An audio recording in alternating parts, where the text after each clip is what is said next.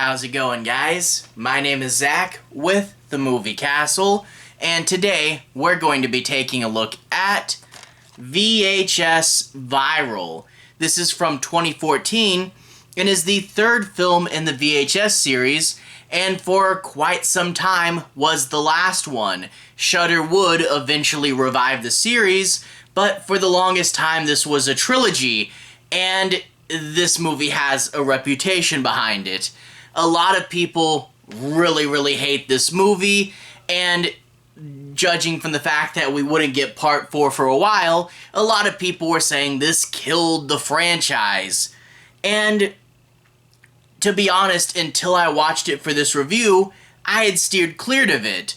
I just thought, this is going to be terrible, why bother? But I watched it because I want to go through and I want to watch every entry in the series, so let's go ahead and pop Viral in.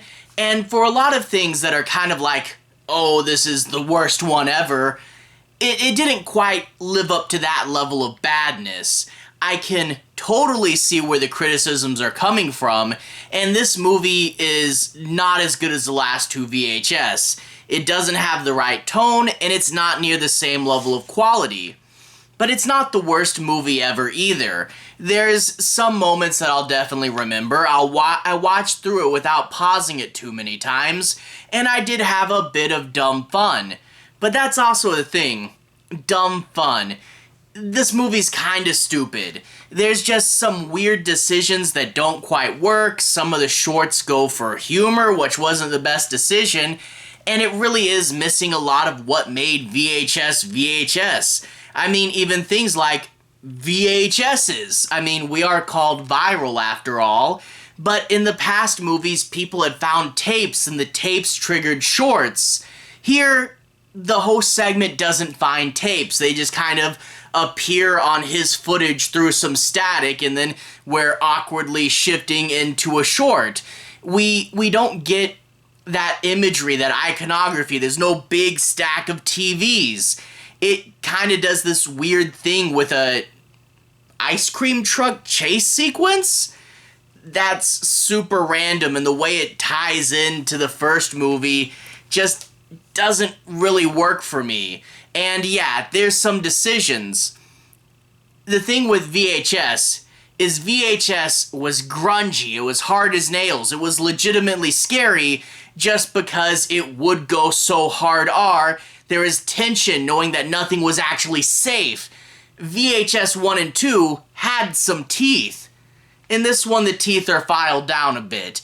It's, again, more silly. It has stupid moments. It doesn't have that dirt and grunge that the first one had, and a couple of these segments feel more like ABCs of Death, which I guess makes sense because we have some ABCs of Death alumni on here, and yeah, it's disappointing, but I think I'm gonna say the whole Halloween 3 thing.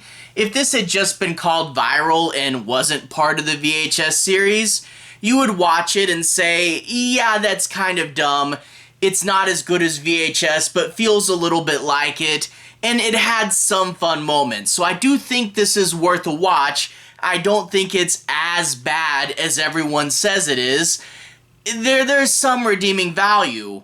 It's just a huge step down from the last two movies. And also with the box art too. The last two VHSs had such cool posters. Here it's just a ski mask. Cool. Anyway, in order to analyze it further and explain myself, I'm going to talk a bit about each of the shorts. We only have 3 shorts in a host segment this time around. VHS 1 it was 5, 2 it was 4, and now we're just getting 3. But that's not exactly true, because there is a lost tape in some versions of this film, which I'll explain to when I get to it, and the host segment has awkward mini shorts in it. Yeah, I guess because we're only getting 3 this time around, the ambulance will go by some people, and we'll get a segment that's part of the host segment, but it's just kind of small revenge stories, you know, so we do get Mexican barbecue and random taxi cab, but they're more jarring and I think take away from the film than anything else, just because and then here's some people the thing was by for a second. Isn't that interesting? It's whatever. But anyway, no major spoilers. Let's talk about the segments. We open up with Vicious Circles. This is our host segment. And yeah, note the name. It's not called Tape and then a Number. The past two movies, the host segment was Tape and then a Number, but we're throwing the formula out the window and just calling this Vicious Circles. Anyway, this is directed by Michael Sarmiento, who, again, an ABCs of Death alumni. He would also make the movie Dead Girl. This movie stars Patrick Lawrie and Emilia Arms. And this is where you get this guy and a girl. They're in a happy enough relationship, but they kind of fight a little bit. And he wants to be a famous videographer. They see a police chase on the news. Police are chasing an ice cream truck. It's a super random pull. I don't know why they chose ice cream truck. It's distracting. But they're chasing an ice cream truck, and it's apparently going around in circles.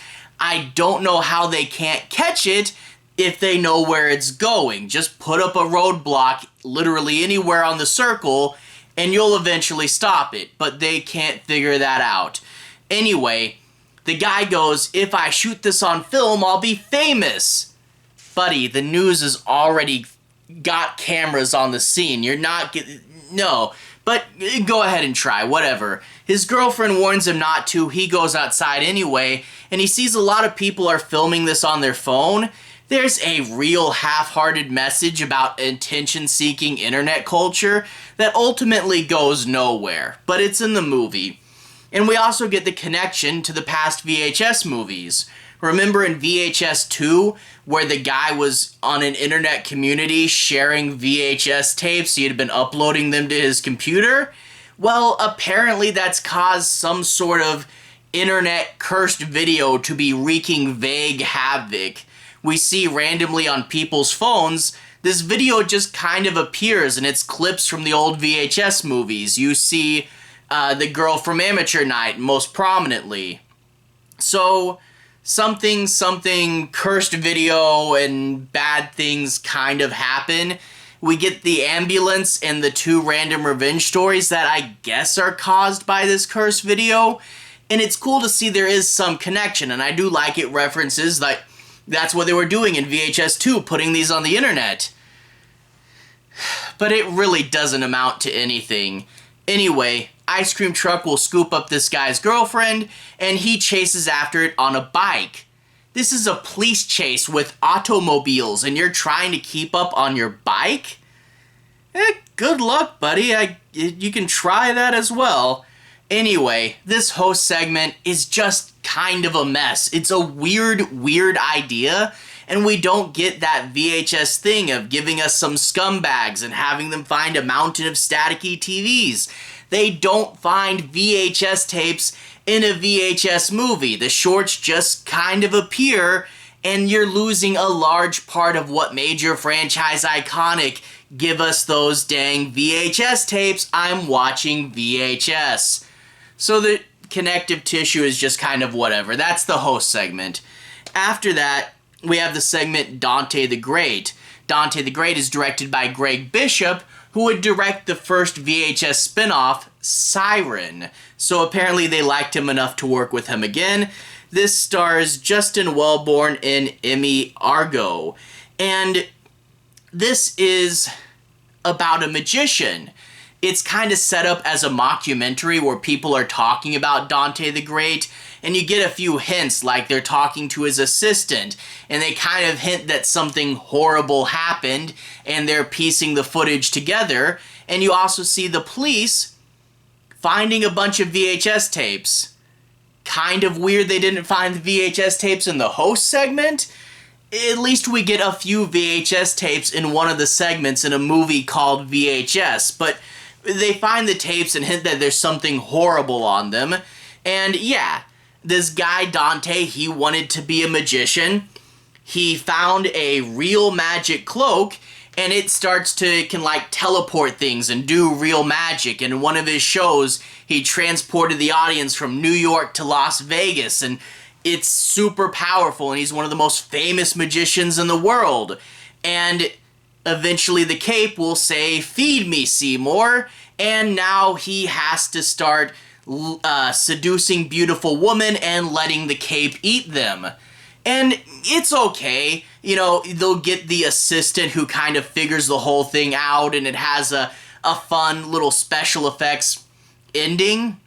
And that is kind of one of the things, the two things this short is going for, is little special effects gags and comedy.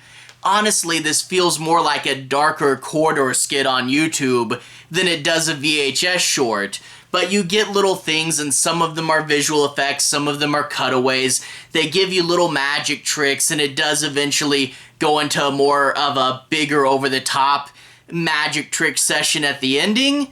It's okay, but it's really not VHS. I mean, it's classic anthology horror. I have a genre. Here's a way it could go evil. Throw in a little humor in there. I think if this was a creep show segment, maybe, for the Shudder TV show, it could have worked better there. But as a VHS segment, it's not hard R enough. I mean, he is killing women, but it's not super hard R. And again, I don't know why he's filming himself killing women. You probably shouldn't do that. I mean, you shouldn't kill people either, but if you are going to, don't film it. But, yeah, no. And also, one thing that really bugged me is there'll be people that talk about stuff speculatively in the interview segments, but they clearly don't know what's on the tapes that have already been found at this point. I wonder what happened to this character. I literally just saw that. It was in the movie. Oh, magic isn't real. We have footage of magic being real. And at one point, towards the end, in order to get a shot, I'm guessing one of these policemen is just focusing on making sure his body cam is pointed the right way and not doing his job because that's the only way this footage could be there. Overall, it's not a VHS segment, but it's a decent anthology horror segment that if I had saw it somewhere else would have been okay, but it's not grim, grimy, and grungy. It's not the right thing, and it's a little silly, although it is trying to be. Not bad, but not VHS. The second segment we have is called Parallel Monster. This is directed by Nacho Vigalondo. He, again, I think is an ABCs of Death guy, but he also directed the movie Puka over on Hulu, the most famous movie out of the Into the Dark series. And this movie stars Gustavo Salmeron and Marina Alvarez. And this movie is about a scientist. He is working and opens a door to a parallel universe where he meets a parallel version of himself.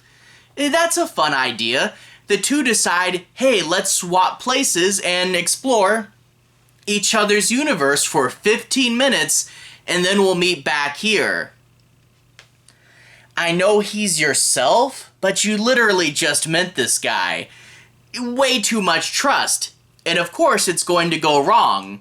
He goes in, and even though, like, the labs and him as a character look exactly the same, and it's super weird that that much would look the same when you find out how different their worlds are, because this world is different. You quite quickly get the hint that there's some weird magic stuff going on, and this the wife openly has two other guys at their house, and they're talking about planning something, and yeah, this world is an evil alternate reality.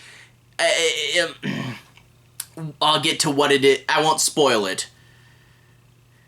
I'll come back to that. So you have knowing that the other world's evil and you're trapped in it, and then you have the other guy, the other version of you, in your house with your wife. So there's tension.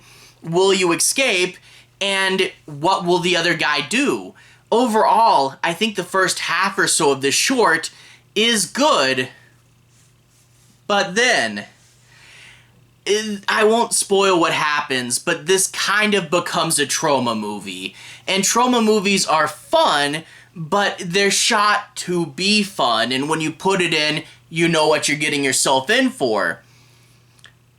Things have to kind of be in their place, and this doesn't, it not just that it doesn't fit within the VHS franchise, it doesn't fit within itself, because where this short starts off, where it says you're going, like the tone, its own eccentric rules, create the short where you think it's going to be one way, and then it just gets stupid. I mean, there's subversion, there is twist, but there's also just messing it up and putting something really dumb out there.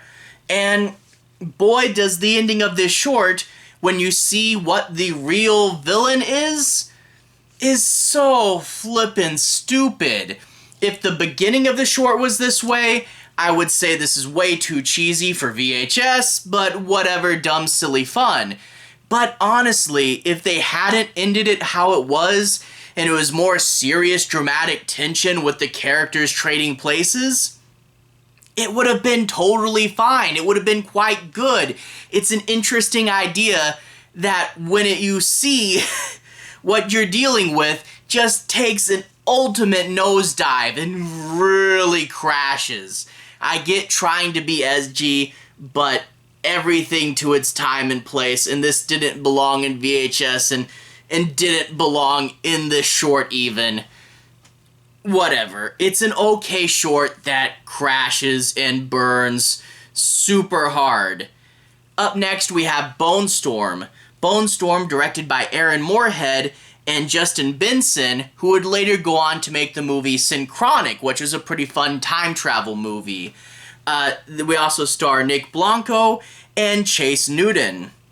In this, you get some kids on bikes, and this is the most VHS segment in this movie. This is the one that I feel really actually belongs in the series. You get these kids that are your nice VHS jerks. They're kind of young kids, and they'll do stupid stuff, and they're out there just riding around on their skateboards trying to look cool. They actually fit within the VHS world. We actually have a legitimate VHS segment here. This is easily the best one. But anyway, they're running around on their bikes trying to do tricks, and my one flaw with this short is they kind of turn into Looney Tunes characters. Like, they're jumping their skateboards from one building to another, and one of the guys tricks his friend so he gets hit by a car, which in real life is not a good thing, but in the movie is just a funny joke.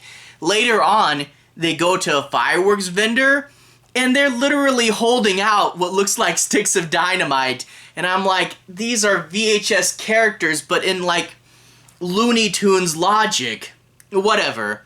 They want their video to look cool, so they decide to go to Mexico, where one of them knows about a really cool skateboarding place. And they go there, and it looks like a cult's been there, but let's skateboard anyway. Oh no, one of us fell down and cut ourselves, and now we've bled onto this strange symbol, and now the cult's showing up? This is pretty fun. Skateboarders versus a cult, good action, and I really like seeing, these characters. Again, they're not bad, they're kind of gruff, and you see like they're friends, but they don't really know some of the people in this group when it becomes evident that they're calling one kid gas money and one kid camera guy. I really did like the attitude this had. The cultists were really cool. How it scaled up as they kept going in some nice, brutal, bloody violence. This is the best one here. This one actually belongs. I'll take Bone Storm. It's fine.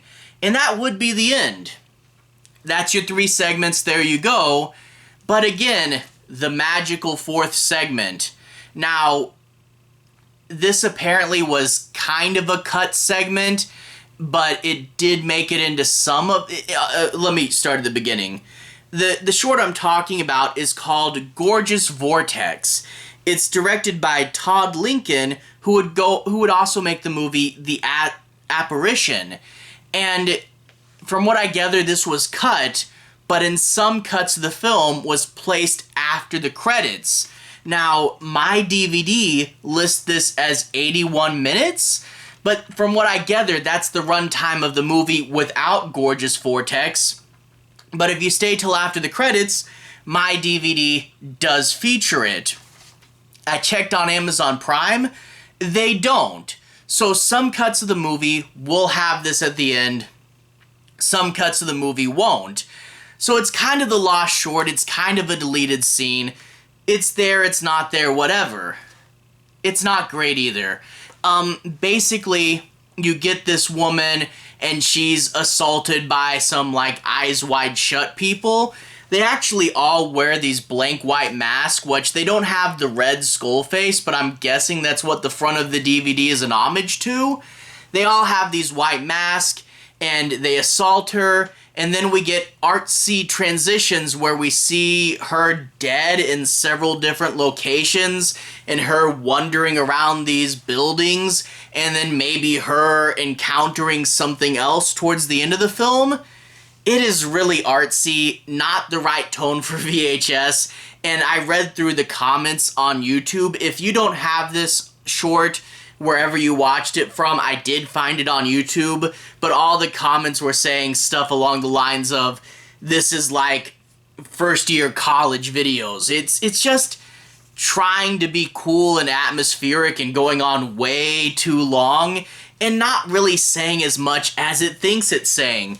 And a little hypocritical, because this is one of those, you know, oh, she may or may not have gotten killed because of sex, but at the same time also highlighting how gorgeous the actress is. So I really don't know what you're going for, but the worst thing about this short and why it doesn't fit into VHS is this is so much magic camera. I have no idea where any of the footage is coming from.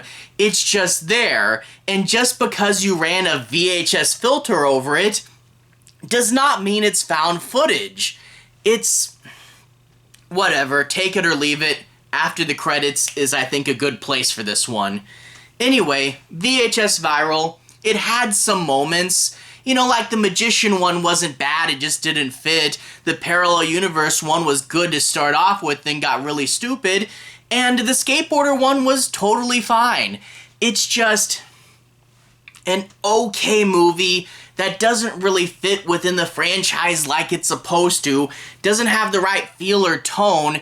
It's kinda stupid, but not terrible. So it's not the worst thing ever, but I can see why it killed the franchise for quite some time.